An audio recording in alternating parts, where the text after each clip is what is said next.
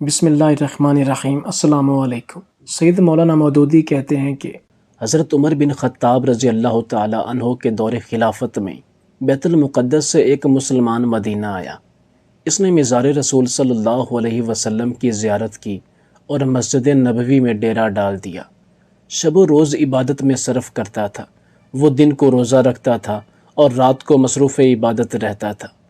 وہ نوجوان حسین اور خوشنود تھا۔ حضرت عمر رضی اللہ تعالی عنہ کا دور تھا۔ مدینہ میں اس کا زہد و تقوی ضرب المثل بن چکا تھا۔ وہ شخص مقدس نام سے مشہور ہو گیا تھا۔ حضرت عمر رضی اللہ تعالی عنہ اس شخص سے اس قدر متاثر ہوئے کہ سخت طبیعت کے باوجود اس کے پاس آ کر بیٹھتے تھے۔ اسے کہتے تھے کہ کوئی ضرورت ہو تو مجھے بتانا۔ مقدس صرف ایک ہی جواب دیا کرتا تھا کہ خالق کے ہوتے ہوئے مخلوق سے کیسے مانگوں، آپ بھی تو میری ہی طرح محتاج ہیں۔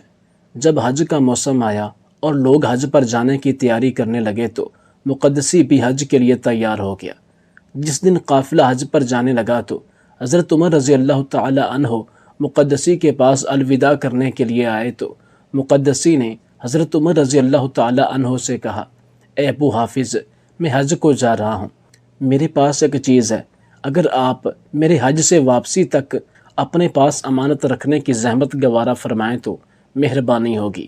حضرت عمر رضی اللہ تعالی عنہ نے کہا، یہ بھی کوئی بات ہے، امانت میرے سپرد کر دے، لیکن واپسی پر سنبھال لینا۔ مقدسی نے ہاتھی کے دانت کی ایک ڈبیا دی جو لوہے کے کفل سے مکفل تھی۔ حضرت عمر رضی اللہ تعالی عنہ کو دی اور آپ رضی اللہ تعالی عنہ نے وہ اپنے پاس رکھ لی۔ مقدسی حج پر چلا گیا۔ حضرت عمر رضی اللہ تعالی عنہ قافلہ حج کو بیرون مدینہ تک الوداع کہنے گئے۔ اس تمام راستے میں وہ مقدسی کے ساتھ چلتے رہے۔ الوداع کرتے ہوئے حضرت عمر رضی اللہ تعالی عنہ نے امیر کارواں کو مقدسی کے بارے میں وصیت کی اور اسے کہا کہ راستے میں اسے کوئی تکلیف نہیں ہونی چاہیے۔ اس قافلہ حج میں ایک انصاری عورت بھی تھی۔ اسے رفتہ رفتہ اس مقدس کے شباب اور حسن و جمال نے لبھانا شروع کر دیا۔ ابتدا میں تو اس نے اپنی دلچسپی کو اس حد تک محدود رکھا کہ مقدسی جس جگہ قیام کرتا تھا یہ اس کے قریب جگہ بنا لیتی۔ بالآخر جب مقدسی نے اس کی طرف کوئی توجہ نہ دی تو اس نے خود پیش قدمی کی اور اسے کہا کہ مجھے تو آپ کے جوان اور نرم و نازک جسم پر یہ اونی لباس اچھا نہیں لگتا، یقیناً یہ چبھتا ہوگا اور آپ کو تکلیف ہوتی ہوگی۔ مقدسی نے جواب دیا، ارے بھلی مانس، ایسے جسم پرست کا کیا فائدہ جو مٹی کی غذا ہے۔ انصاریہ نے کہا، آپ کا چہرہ کتنا حسین ہے، جب اس پر دھوپ پڑتی ہے اور حرارت سے چہرے کا رنگ سرخ ہو جاتا ہے تو مجھے بڑی کفت ہوتی ہے۔ تو قدسی نے کہا، ہوش کے ناخن لے، ایسی باتیں نہ کر، مجھے اپنے رب کریم کے حضور سے باز رکھنے کی کوشش نہ کر۔ اب عورت کے صبر کا پیمانہ لبریز ہو گیا تو اس نے کہا، عابد صاحب، آپ سے ایک کام ہے، اگر آپ نے میرے مطابق کر دیا تو بہتر، ورنہ اپنا کام نکالنے تک میں آپ کا پیچھا نہیں چھوڑوں گی۔ مقدسی نے کہا، آپ کام بتائیں، اگر میرے بس میں ہوا تو ضرور کروں گا۔ عورت نے کہا، میں بھلا ایسا کام آپ کو کیوں کر کہوں گی جو آپ کے بس میں نہ ہوگا۔ مقدسی نے کہا، آپ زیادہ پریشان نہ کریں، کام بتائیں۔ عورت نے مسکرا کر کہا، میری صرف ایک خواہش ہے کہ آپ رات کا کچھ حصہ میرے ساتھ میرے مالک کی حیثیت سے گزاریں۔ مقدسی نے کانوں کو ہاتھ لگائے، اللہ کا خوف دلایا، سختی سے جھڑکنے لگے اور کہا، دیکھ، میں اس قماش کا آدمی نہیں ہوں، تو بھی خانہ خدا کی زیارت کو جا رہی ہے، اپنے ذہن کو اس شیطانی خیالات سے پاک کر دے۔ عورت نے کہا، مجھ پر تیری ایسی کوئی بات اثر نہ کرے گی، میں عورت ہوں اور کبھی اپنی توہین برداشت نہیں کر سکتی۔ عورت کا انتقام بہت برا ہوتا ہے، آپ سوچ لیں۔ مقدسی نے کہا، تو یہاں سے چلی جا، تیرے دل میں جو آئے کر گزر، مجھ سے اس قسم کی کوئی توقع وابستہ نہ رکھ۔ چند دن گزرنے کے بعد ایک رات مقدسی حسب معمول رات گئے تک عبادت کرنے کے بعد اپنی جگہ پر سو گیا۔ بدنیت عورت اٹھی، اپنی تھیلی جس میں 500 دینار تھے وہ اٹھائی، مقدسی کے پاس جو اپنا سامان تھا اس کی تھیلی میں رکھ کر واپس اپنی جگہ پر جا کر سو گئی۔ صبح کو جب اٹھی اور سامان سنبھالا تو تھیلی نہ تھی۔ اس نے رونا پیٹنا شروع کر کے ایک ادھم مچا دیا۔ قافلے والوں نے پوچھا کہ بات کیا ہے؟ اس نے کہا، میں عورت ذات ہوں، سفر میں لٹ گئی ہوں، کسی نے میری تھیلی پر ہاتھ صاف کر دیا ہے، میرا تو زیادہ راہ اس میں تھا اور اب میرے پاس پھوٹی کوڑی بھی نہیں ہے۔ پورے قافلے میں حیرت کی لہر دوڑ گئی۔ سالار قافلہ نے تمام قافلے کے سامان کی تلاشی کا حکم دیا۔ ایک ایک چیز کی تلاشی لی گئی لیکن تھیلی برآمد نہ ہوئی۔ سالار قافلہ نے کہا، اس پورے قافلے کا سامان دیکھا جا چکا ہے، تیری تھیلی کسی کے پاس برآمد نہیں ہوئی۔ البتہ مقدسی پر چونکہ اس قسم کا شبہ کرنا گناہ سمجھتا ہوں، اس لیے اس کی تلاشی نہیں لی گئی۔ عورت نے کہا، یہ درست ہے کہ وہ قدسی ہے، لیکن جہاں تمام مہاجرین و انصار کی تلاشی لی گئی ہے تو اس کی تلاشی لینے میں کیا حرج ہے؟ ممکن ہے اس کا ظاہر کچھ ہو اور باطن کچھ ہو، آخر یہ باہر ہی سے مدینے میں آیا ہے، کون جانتا ہے کہ اس کے سابقہ اعمال کیا تھے۔ کچھ دوسرے لوگوں نے بھی عورت کی تائید کی۔ سالار قافلہ مقدسی کے پاس آیا۔ مقدسی نماز صبح کے بعد سو رہا تھا۔ سالار قافلہ نے اسے جگایا اور قافلے میں چوری کا تذکرہ کرنے کے بعد اس سے تلاشی کی اجازت لی۔ مقدسی بے فکر تھا، اسے کیا معلوم تھا کہ اسے نیکی کی سزا ملنے والی ہے۔ اس نے سالار قافلہ سے کہا، جب تمام کی تلاشی لی جا چکی ہے تو مجھے ان سے الگ رکھنا خلاف انصاف ہے۔ آپ نے جس طرح دوسروں کی تلاشی لی ہے میری بھی لیں، مجھے کوئی اعتراض نہیں ہے۔ سالار قافلہ نے سامان کو الٹا پلٹنا شروع کر دیا۔ جو ہی تھیلوں کو الٹا تو اس سے اس عورت کی تھیلی باہر آ گئی۔ وہ بھی کھڑی دیکھ رہی تھی، اپنی تھیلی کو دیکھ کر جھپٹی اور کہنے لگی کہ یہی میری تھیلی ہے، دیکھا میں نہ کہتی تھی کہ اس کی نمازوں پر نہ جاؤ، اندر سے کچھ اور معلوم ہوتا ہے۔ اب کیا تھا، پورے قافلے نے اس بیچارے کو لاتوں اور مکوں سے مار کر رکھ دیا۔ جب مار مار کر تھک گئے تو اسے زنجیر پہنا دی کہ حج سے واپسی کے بعد مدینہ لے جائیں گے اور حضرت عمر رضی اللہ تعالی عنہ کو بتائیں گے کہ جس کی آپ نے وصیت کی تھی اس کے کرتوت یہ ہیں۔ مقدسی معاملے کی تہ تک پہنچ گیا۔ اس نے اپنا فیصلہ اللہ پر چھوڑ دیا اور جو کچھ اسے کہا گیا یا کیا گیا اس نے کسی سے ایک لفظ تک نہ کہا۔ تان زنی اور مار سب کچھ خاموشی سے سہتا گیا۔ جب مکہ پہنچے تو اس نے سالار قافلہ سے دستے بستہ گزارش کی کہ آپ بھی حج کے لیے آئے ہیں اور میں بھی اسی نیت سے آیا ہوں، آپ جو ضمانت لینا چاہیں لے لیں اور مجھے حج کے لیے آزاد کر دیں۔ میں اپنی مرضی سے حج کرنا چاہتا ہوں۔ مناسک حج کی ادائیگی کے بعد جس دن جس جگہ آپ کہیں میں پیش ہو جاؤں گا۔ آپ مجھ سے جو سلوک بھی کریں گے میں اسے رضائے خدا سمجھ کر برداشت کر لوں گا۔ جس طرح پہلے آپ لوگوں سے شکوہ نہیں کیا پھر بھی نہیں کروں گا۔ قافلے والے دو گروپس میں بٹ گئے۔ کچھ کہتے تھے کہ جان چھڑانا چاہتا ہے، پھر کب ہاتھ لگے گا، اور کچھ کہتے تھے نہیں معلوم اس نے چوری کیوں کر لی، ایسا نہیں لگتا جو کہہ رہا ہے وعدہ پورا کرے گا۔ بالآخر اس بات پر اتفاق ہوا اسے حج کے لیے آزاد کر دیا جائے۔ اگر آ گیا تو حضرت عمر رضی اللہ تعالی عنہ کے پاس لے جائیں گے، اگر نہ آیا تو حضرت عمر رضی اللہ تعالی عنہ کو جا کر بتا دیں گے۔ آخر ایک انجان شخص کی خاطر حضرت عمر رضی اللہ تعالی عنہ ہم تمام جانے والوں کی بات مسترد نہیں کریں گے۔ اس فیصلے کے بعد ان لوگوں نے مقدسی کو چھوڑ دیا اور اسے کہہ دیا کہ حج سے فراغت کے بعد تو فلاں دن فلاں جگہ ہمارے پاس آ جانا۔ مقدسی نے ان کا شکریہ ادا کیا اور ان سے رخصت ہو گیا۔ حج سے فراغت کے بعد وہ ان کی بتائی ہوئی جگہ پر واپس آ گیا۔ تمام قافلے والے اس کی دیانت سے متاثر ہوئے اور کہنے لگے کہ اب اسے زنجیر کرنے کا کوئی فائدہ نہیں ہے، اگر اسے بھاگنا ہوتا تو بھاگ گیا ہوتا، جب آ ہی گیا ہے تو اسے ساتھ لے چلو، لیکن پابندِ سلاسل نہ کرو۔ چنانچہ قافلے کے ساتھ مدینہ کی راہ پر گامزن ہو گیا۔ عورت کے پاس زاد راہ ختم ہو گیا تھا۔ واپسی میں دوران سفر قافلے سے بچھڑ کر ایک جگہ زاد راہ کی خاطر ایک بستی میں گئی۔ بستی سے باہر ایک گڈریا ملا۔ عورت نے اسے کچھ مانگا۔ گڈریے نے کہا میرے پاس تو دینے کو سب کچھ ہے، میں دے دوں گا، لیکن بدلے میں مجھے کیا ملے گا؟ عورت نے کہا تجھے اللہ کی طرف سے جزا ملے گی، میں مسافر ہوں۔ قافلے والوں میں سے بھی کسی کے پاس اپنی ضرورت سے زائد نہ تھا، ورنہ میں ادھر کا رخ نہ کرتی۔ گڈریے نے کہا اللہ تو ثواب قیامت میں دے گا، مجھے اس وقت بھی کچھ چاہیے۔ عورت نے کہا اگر اس وقت میرے پاس کچھ دینے کو ہوتا تو یہاں کیوں آتی؟ گڈریے نے کہا میں ایسی چیز کا مطالبہ نہیں کر رہا جو تیرے پاس نہیں، مجھے تو وہی کچھ چاہیے جو تیرے پاس ہے، اور مجھے کچھ دینے سے اس میں کمی بھی نہیں آئے گی۔ تو میرا مطالبہ مان لے، میں تیری ضرورت پوری کر دیتا ہوں۔ عورت نے جب دیکھا کہ اب کوئی چارہ نہیں ہے تو اس نے گڈریے سے حامی بھر لی۔ وہیں ٹھیلے کی اوٹ میں عورت نے گڈریے کا مطالبہ پورا کر دیا اور گڈریے نے عورت کو زیادہ راہ دے دیا۔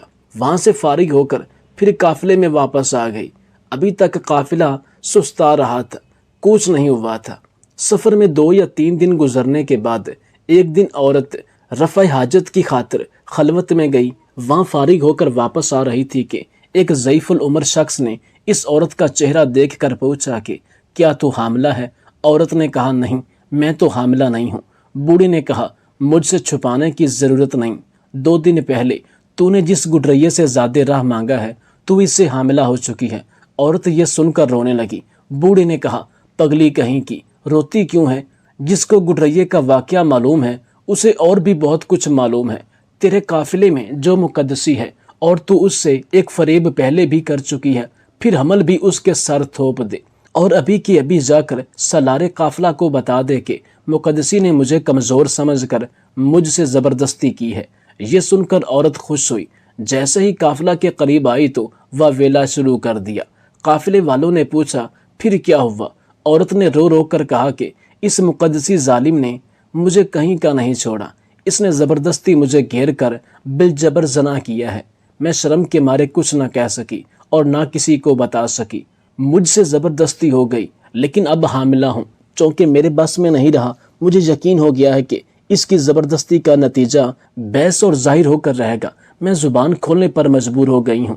یہ سنتے ہی قافلے والے ایک مرتبہ پھر مقدسی پر ٹوٹ پڑے، لاتوں گھونسوں اور مکوں سے اس کا برا حال کر دیا۔ لیکن مقدسی نے کسی کو کچھ نہ کہا اور نہ ہی اپنی صفائی میں زبان کھولی۔ جتنی گالیاں پڑتی رہیں، جتنی مار پڑتی رہی اور جس قدر تان تشنیع ہوتی رہی، سب کچھ خاموشی سے سنتا رہا۔ مدینہ قریب تھا۔ اہل مدینہ کو قافلے کی واپسی کی اطلاع مل چکی تھی۔ حضرت عمر رضی اللہ تعالی عنہ اور دیگر اہل مدینہ بیرون مدینہ قافلے کے استقبال کے لیے رکے ہوئے تھے۔ جب قافلہ پہنچا تو ہر ایک دوسرے سے بغل گیر ہونے لگا۔ حضرت عمر رضی اللہ تعالی عنہ کی نگاہ مقدسی کو تلاش کر رہی تھی کہ سالار قافلہ نے حضرت عمر رضی اللہ تعالی عنہ کو چوری اور زنا بالجبر کی دونوں داستانیں سنا دی۔ حضرت عمر رضی اللہ تعالی عنہ نے دیکھا مقدسی پابند سلاسل سب کو خاموشی سے سن رہا تھا۔ حضرت عمر رضی اللہ تعالی عنہ نے فرمایا اے ظالم، یہ تو نے کیا کیا؟ تیرا ظاہر تو بڑا اچھا تھا لیکن تیرا باطن اتنا برا۔ باخدا میں تجھے وہ سزا دوں گا کہ تیرے جیسے بد باطن کبھی لباس زید پہن کر کسی کو فریب نہ دے سکیں گے۔ مقدسی نے زبان تک نہ کھولی، خاموشی سے بیٹھا رہا اور سنتا رہا۔ دوسری طرف لوگوں کی بھیڑ میں لمحہ بہ لمحہ اضافہ ہوتا چلا گیا۔ وہ لوگ انتظار کرنے لگے کہ اب دیکھیں کیا فیصلہ ہوتا ہے، کہ اتنے میں حضرت علی رضی اللہ تعالی عنہ تک یہ بات پہنچی تو آپ بھی تشریف لے آئے۔ حضرت عمر رضی اللہ تعالی عنہ نے تمام واقعہ حضرت علی رضی اللہ تعالی عنہ کے گوش گزار کر دیا۔ آپ نے مقدسی کو دیکھا کہ وہ سر جھکائے پابند سلاسل خاموش بیٹھا اللہ کو دیکھ رہا ہے۔ حضرت علی رضی اللہ تعالی عنہ نے فرمایا کہ میں علی رضی اللہ تعالی عنہ خود گواہی دیتا ہوں کہ اس شخص نے نہ زنا کیا ہے اور نہ چوری کی ہے۔ حضرت عمر رضی اللہ تعالی عنہ نے یہ بات سنتے ہی اپنی جگہ چھوڑ دی۔ حضرت علی رضی اللہ تعالی عنہ کے پاس آ کر کھڑے ہوئے اور فرمانے لگے اے علی، بھلا یہ کیسے ہو سکتا ہے؟ بھلا کوئی عورت اپنے آپ کو داغدار کرتی ہے؟ حضرت علی نے عورت کو اپنے پاس بلایا اور فرمایا شرافت سے اپنی پوری داستان ان لوگوں کے سامنے بیان کر دی۔ عورت نے کہا قافلہ نے میری تھیلی اس کے مال سے برآمد کی ہے۔ یہ قافلہ چوری کا گواہ ہے۔ جہاں تک زنا کا تعلق ہے تو زنا گواہوں کے سامنے نہیں کیا جاتا۔ بات یہ ہے کہ اس کی قرات بڑی حسین اور دلکش تھی۔ قافلے والے جانتے ہیں کہ میں اس کی قرات سننے کی خاطر اس سے قریب تر رہتی تھی۔ ایک رات جب قافلے والے سو گئے تو میں اس کے قریب ہی پڑی اس کی قرات سن رہی تھی۔ جب میں سما میں منہمک ہو گئی تو اس نے اچانک اتنی جلدی سے مجھے دبوچ لیا کہ میں ہل نہ سکی اور رسوائی کے خوف سے فریاد تک نہ کر سکی۔ جب مجھے حمل کا یقین ہو گیا تو میرے پاس اظہار کے سوا کوئی چارہ کار نہ تھا۔ حضرت علی رضی اللہ تعالی عنہ نے فرمایا اللہ تجھ پر لعنت کرے، تو نے دونوں باتوں میں جھوٹ بکا ہے۔ پھر حضرت علی رضی اللہ تعالی عنہ حضرت عمر رضی اللہ تعالی عنہ کی طرف متوجہ ہوئے اور فرمایا، اے امیر المومنین، اس نوجوان نے حج پر جاتے ہوئے آپ کو امانت دی تھی۔ حضرت عمر رضی اللہ تعالی عنہ نے فرمایا، بالکل، میرے پاس اس کی امانت موجود ہے۔ حضرت علی نے عرض کیا، آپ ایسا کریں، وہ ہاتھی کے دانت کی ڈبیا جس پر لوہے کا کفن پڑا ہے، اس جوان کی امانت دربار میں منگوا کر اپنے پاس رکھیں، پھر میں آپ کو اصل واقعہ سے آگاہ کرتا ہوں۔ حضرت عمر رضی اللہ تعالی عنہ نے وہ ڈبیا منگوائی اور اپنے پاس رکھ لی۔ حضرت علی رضی اللہ تعالی عنہ نے عورت کو اپنے سامنے کھڑا کیا اور فرمایا، اب میں جو کچھ پوچھتا جاؤں سیدھی سیدھی بات بتاتے جانا، ورنہ تجھے معلوم ہونا چاہیے کہ میں اس بڑے مجمع میں تیرے سابقہ اور موجودہ گناہوں کے پول کھول کے رکھ دوں گا۔ عورت کا جسم پسینے سے شرابور ہو گیا اور تھر تھر کانپنے لگی۔ حضرت علی نے فرمایا، کیا تو نے فلاں مقام پر اس جوان کے پاس جا کر اسے دعوت گناہ دی تھی؟ آپ رضی اللہ تعالی عنہ نے عورت کو وہ جملے دہرائے جو اس نے اس مقدسی جوان کے جسم کی نرمی اور چہرے کی بشاشت کے متعلق کہے تھے۔ آپ رضی اللہ تعالی عنہ نے مقدسی کے دونوں جواب بھی دہرائے۔ عورت نے کانپتے ہوئے عرض کیا، قبلہ، میں نے دعوت گناہ دی تھی۔ آپ رضی اللہ تعالی عنہ نے فرمایا، اس جوان کے انکار پر تو نے اسے دھمکی دی تھی کہ اگر تو نے میری بات نہ مانی تو میں عورتوں جیسا مکر کروں گی اور تو ذلیل ہو جائے گا۔ عورت نے عرض کیا، میں نے کہا تھا۔ حضرت علی نے فرمایا، ایک رات جب مقدسی نوجوان شب بیداری سے تھک کر سو رہا تھا تو نے اپنی تھیلی اپنے ہاتھ سے اس کے سامان میں جا چھپائی تھی۔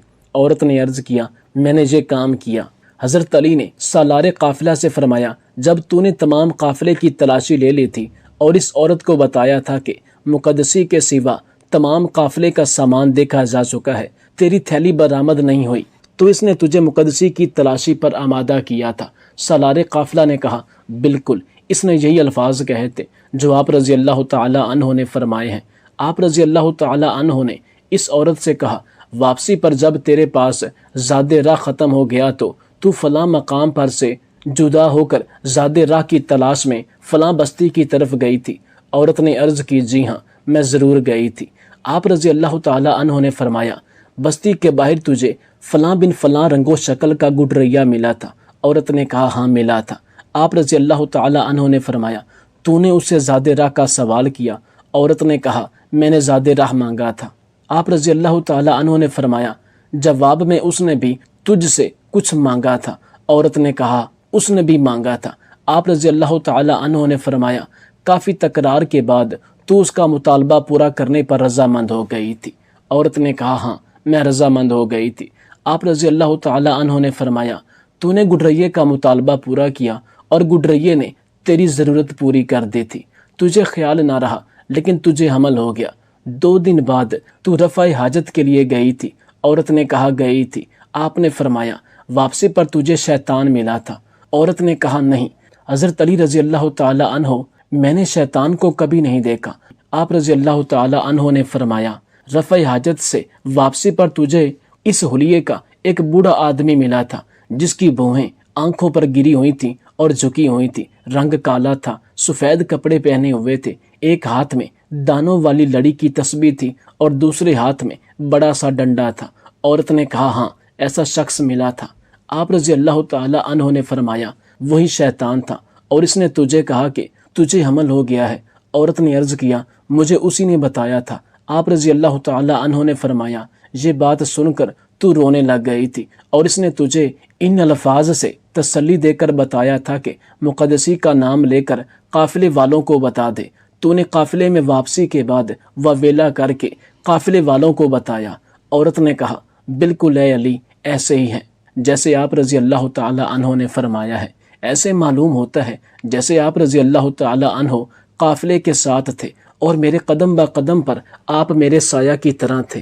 آپ رضی اللہ تعالی عنہ نے فرمایا، اے ابو حفظ رضی اللہ تعالی عنہ، اس جوان نے شوق عبادت میں انتہا پسندی سے کام لے کر اپنے آپ کو عورت کے قابل بنا رکھا تھا، اور اس نے جو آپ کو امانت دی تھی اور جو اس وقت آپ کے پاس ہے، اس میں اس کی انتہا پسندی کا نتیجہ ہے۔ اس جوان نے اپنا آلہ تناسل کاٹ کر اس ڈبیا میں رکھا ہوا ہے جو سبز ریشم کے کپڑے میں لپٹا ہے۔ پہلے آپ ڈبیا کو کھول کر اس میں میری بات کی تصدیق کر لیں۔ بعد میں جن کو میری بات میں شک رہ جائے وہ اس نوجوان کو بھی ملاحظہ کر لیں۔ حضرت عمر رضی اللہ تعالی عنہ نے فرمایا، اے ابو الحسن رضی اللہ تعالی عنہ، آپ نے مجھے ایک بے گناہ کو سزا دینے سے بچا لیا، اب اس خبیثہ سے کیا سلوک کیا جائے؟ آپ رضی اللہ تعالی عنہ نے عرض کیا، قبرستان یہود میں گڑھا کھود کر اسے سینہ تک دبا کر رجم کیا جائے۔ اس عورت کو سنسار کیا گیا۔ وہ مقدسی نوجوان تا وفات مسجد نبوی میں مصروف عبادت رہا۔ حضرت علی رضی اللہ تعالی عنہ پر اللہ تعالیٰ نے یہ حالات منکشف کر دیے تھے، اور آپ رضی اللہ تعالی عنہ کے اس فیصلے کو آپ کی کرامت قرار دیا جاتا ہے۔ اللہ تعالیٰ نے آپ رضی اللہ تعالی عنہ پر تمام واقعات مشکف کر دیے تھے، کیونکہ جہاں شیطان کسی کو گمراہ کر سکتا ہے تو اللہ تعالیٰ بھی اپنے بندوں کا بھرم رکھتا ہے۔